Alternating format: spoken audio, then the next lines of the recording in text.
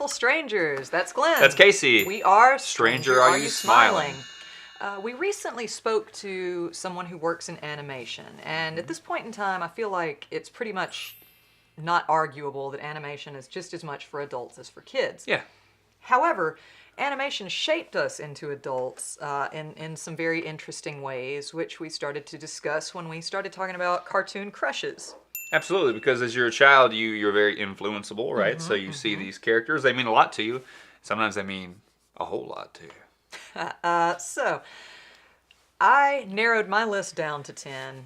Glenn, I think, kind of had to reach a little bit to get to 10. I did it.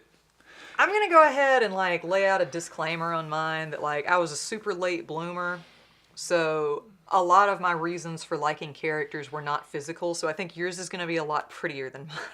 Maybe. We'll see.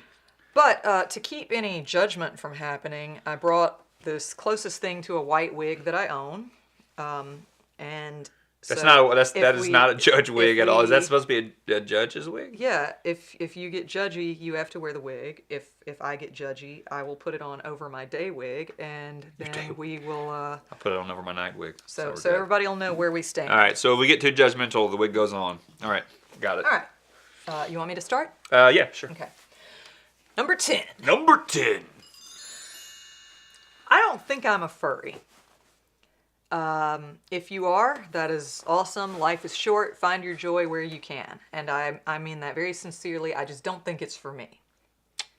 However, my number 10 is Disney's Robin Hood. Oh. The fox one. What was that? Oh. No, I just said oh. That's all. What? All right, I can't say oh? That's the fox one. And I don't know. I really like the way that he moved. He had this great like bouncy walk and like a lot of swagger basically, and like just the right amount of cocky, but he was also super like bright and kind and optimistic and criminal. Yeah, and basically I think boy. that everything that people hate that they like about Gaston exists in Robin Hood, but in a genuinely good guy.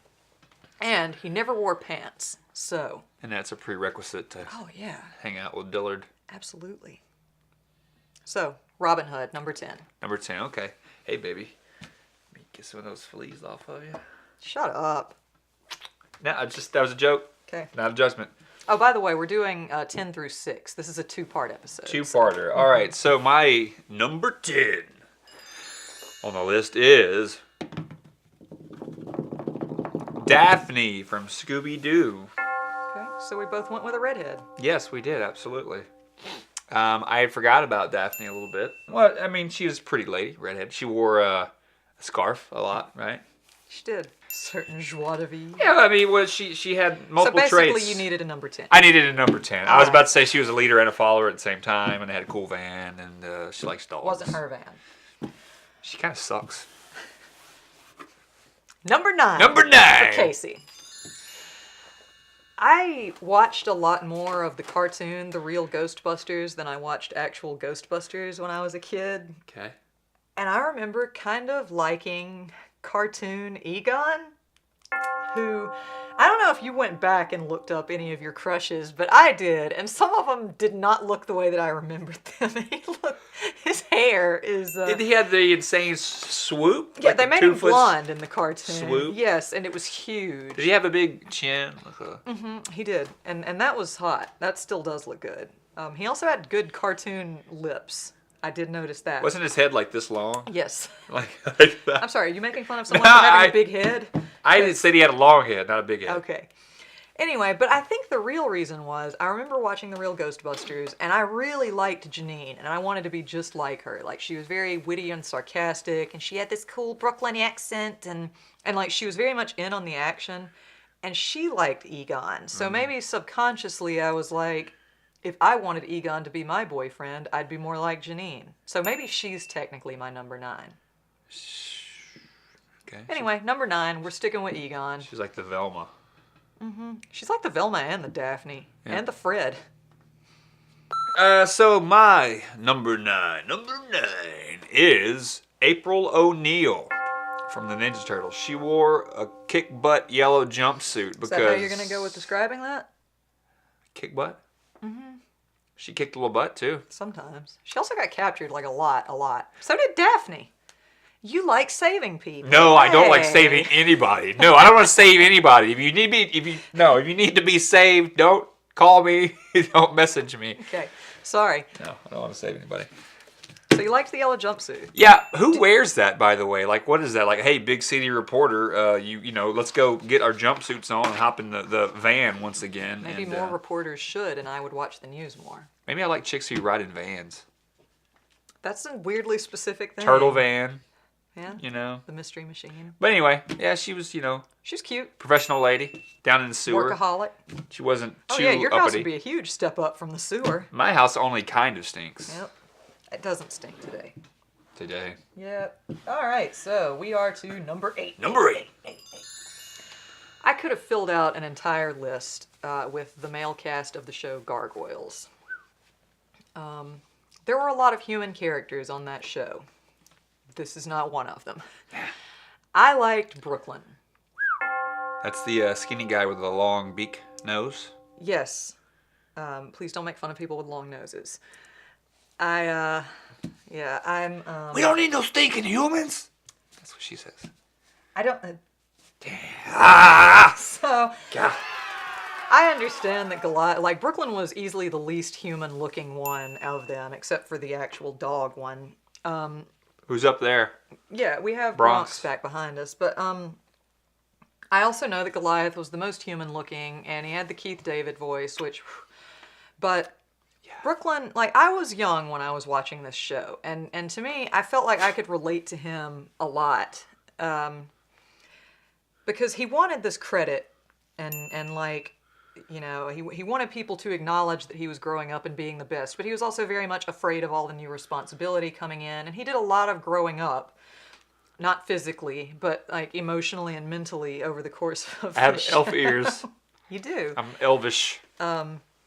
And I don't know. I really liked him, and I thought that Jeff Bennett had a great voice for him. I still like Jeff Bennett's voice. He was also Johnny Bravo. Once again, he was a witty character. He was, Key. yes. It's like you like comedy or something. It is almost like that. Anyway, Brooklyn, number 8. Number 8. All right, number 8 for myself. Drum roll, please. Princess Jasmine. And Princess Jasmine is obviously a very attractive lady because she is, once again, a Disney princess. Yes. And they do pretty good with those. But she's also kind of adventurous. She flies on carpets, deals with magic. I feel like I have stray fake hairs. Go all ahead. over I'll me. get them. You keep talking. Obviously, she has interesting attire. Fun fact, though, from what I understand, the ladies in that time period, in her position, would not have worn such an outfit. She would have been completely covered. So she's rich, but she's not a big spender. Yeah, because the people of lower class would have been dressed more like she was. I can't confirm that at all. I read it on the internet. Okay. Number 7. Number 7. For Casey. I don't need a drum roll.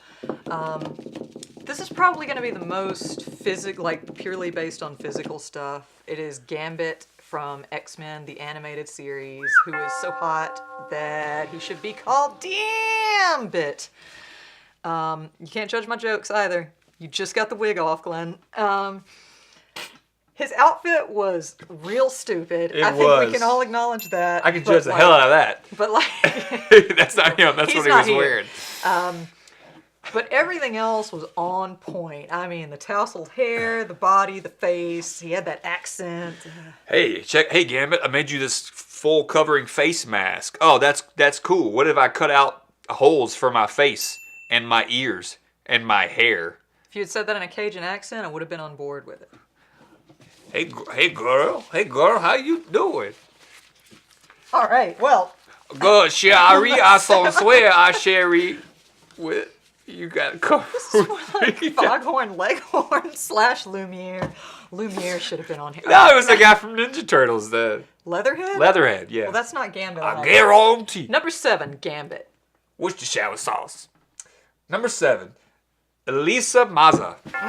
Elisa from Gargoyles. Yeah. No. Really hot. This is one of those situations where if you look back at it now, which I did for some of these. Now, we are staying true to... childhood. Yeah, to our childhood visions of these people. But when you look back at her now, she should probably be higher on the list. She's actually pretty smoking hot. City gal, once again, actiony, I guess. She's super actiony. Yeah, leather coat. I have a cool leather coat. Well, there you go. Your relationship is... We're pretty much married. Like, the main thing is Gargoyles is really good. It is. You should watch it. A lot of it has to do with that, I think. Yeah. Is how engaging all that was. So, yeah, I thoroughly approve of that union. But you do have to fight Goliath for her, and that would be tough for you. I can take... No, I'd lose that. Number 6, Casey's pick. Prince Philip from Sleeping Beauty. Who is that? That is the prince. Okay. I looked him up and I was kind of like, oh, okay, physically.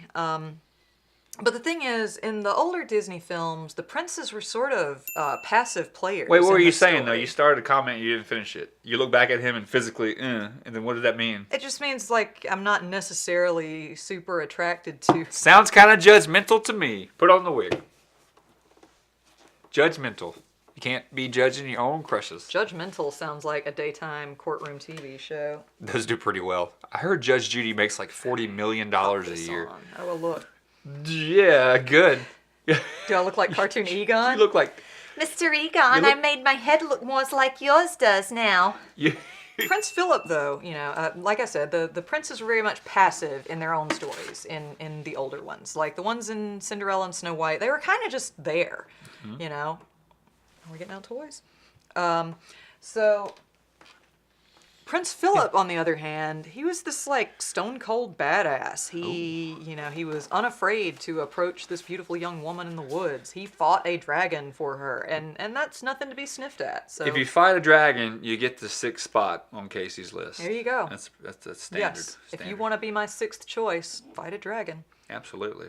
So, number 6, final pick for this round, Prince Philip. All right, that brings me to my number 6, which is Pocahontas. From the time-honored tale of Pocahontas. I would have alternated that a little bit, but I couldn't think of another way to say Pocahontas. So, once again, very lovely lady, which, you know, that's Disney does well. part of it. She's very earthy. She's in touch with the environment. She wants to save the planet to some extent. Ooh, Captain Planet. Who was on that show? Anyway. Linka and Guy. I don't remember them, really. Okay. Yeah, Pocahontas, she didn't wear shoes. She's pretty earthy, kind of like this, you know. Sort of proto-hippie. Proto-hippie. Yeah. Prototype of a hippie. Is that what that means? Sure, yeah. I like that. So, yeah, that concludes my list for this. Wait a sec. Can you put the wig on for a second? I guess. Okay. Yes, and? It's just that... My head is so flipping huge. just like Egon. You like this? You look kind of like John Smith. Like is that what this is about? Yeah, that's John sort Smith? of what this is about. Yeah, Pocahontas is into white dudes, so you have a chance. Let me, like, broaden like a Disney character. So you're saying that if she wasn't dead of, like cholera or something. Cholera. Or consumption, I don't know. is that contagious? Find out the hard way. It's true love. Prince Philip fought a dragon. You can't fight a disease. Come on, Glenn. It's a good line. Thank you. So, there we are. Numbers 10 through 6 of our cartoon crushes. Absolutely. Check us out next week when we will be in the top 5. Part 2. Bye, beautiful strangers. Oh, wait. We didn't. Hold on. Oh. Damn it. Final thoughts. Hashtag. You can take that off. I just I wanted don't to want to wear do this it. anymore. Hashtag. I liked them witty. She liked them witty and still does. That's true. I would go with hashtag I want pizza. Because when we were kids, what we would do is on the weekends we would get Pizza Hut and we'd go rent a video. So it's very tied into... And you wanted to eat pizza to be more like the turtles, to make April like you better. To this day, I still get an erection when I smell pizza. Bye, beautiful strangers. Strangers, real and animated. I'm hungry. Me too. I don't think that was nearly as funny as our other ones.